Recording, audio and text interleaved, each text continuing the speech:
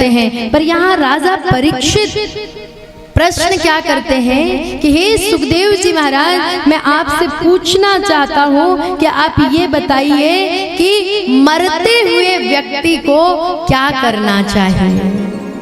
अब आप बताइए, जो परीक्षित जिसको भगवान ने गर्भ में ही दर्शन दे दिया और जन्म लेते हुए लोगों की परीक्षा करने लगे, साथ ही भगवान की कथा को श्रवण करने में आचार्य राजा परीक्षित, क्या उनको नहीं पता होगा कि मरने वाले व्यक्ति को क्या करना चाहिए। लेकिन यहाँ पूछते हैं, अतः पृच्छामि संसिद्धिं योगिनां परमं गुरु पुरुषयेय यत् कार्यं म्रियमाणस्य सर्वथा।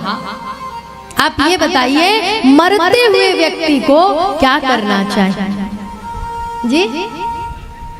पंचामृत पिलाना चाहिए, इन्होंने उत्तर दिया। बहुत सही उत्तर है, आपने बहुत सही उत्तर दिया, क्योंकि हमारी लोक प्रथाएं ऐसी हैं भैया जी कि जिसके बहाने कुछ तो मरते हुए व्यक्ति का कल्याण हो जाए। बहुत सही बोला इन्होंने, क्योंकि देखिए आजकल तो मृत्यु कैसी हो रही है, वेंटिलेटर में मृत्यु हो रही है लोगों की।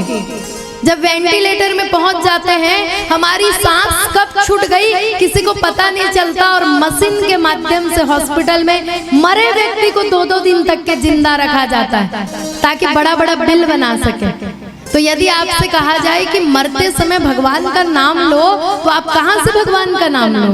आप तो आईसीयू में पड़े हैं, वेंटिलेटर में पड़े हैं, कभी एक्सीडेंट में जा रहे हैं, अल्पायु में जा रहे हैं, अचानक मृत्यु हो रही है।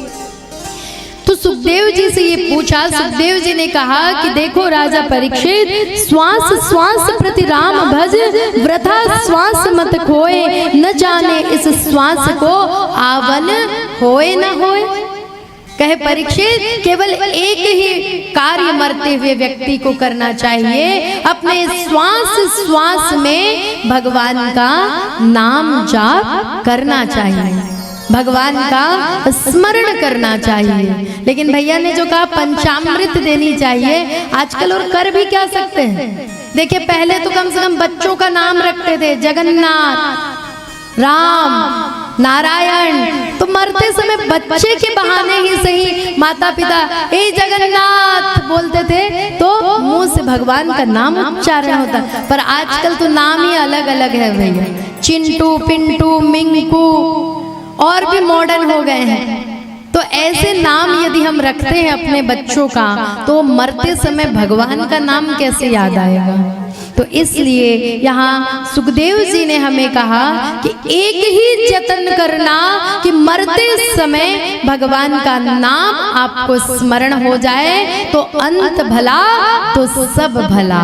आपका अंत यदि भला होगा तो ये लोग और आगे का परलोक सब कुछ सुधर जाएगा। लेकिन ये कैसे होगा भाई? आसानी से होगा भैया? नहीं होगा। कैसे होगा? कि जब आजीवन हम राधा रानी के नाम का स्मरण करेंगे, अपनी ठकुरानी को ध्यान करेंगे, और कल जैसे भीष्म पितामह ने कहा ना कि यही गीत गाते तननाथ त्यागो, क्या कहा कि आपका नाम लेते हुए मैं अपने शरीर का त्याग करूं। तो बार बार प्रैक्टिस करेंगे, बोलते हैं ना प्रैक्टिस मेक्स परफेक्ट। प्रैक्टिस आपको परफेक्ट बनाता है, अभ्यास आपको पारंगत बनाता है। तो आइए हम लोग सब एक बार अभ्यास करते। कौन कौन सीखना चाहते हैं भगवान का नाम स्मरण का अभ्यास? कौन कौन करना चाहता है? बहुत सुंदर। तो चलिए सब लोग अभ्यास करते हैं। देखिए ये पाठशाला ही तो है, यहाँ से हम कुछ सीख कर जाएंगे।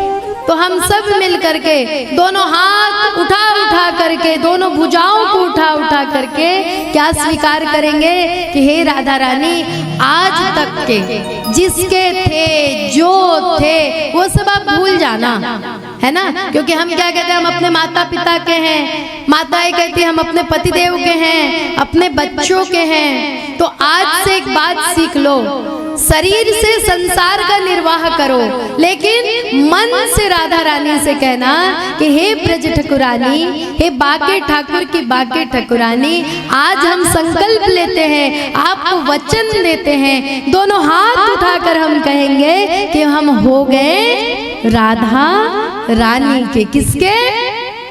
हाँ, तो सब लोग वचन देने को तैयार है ना?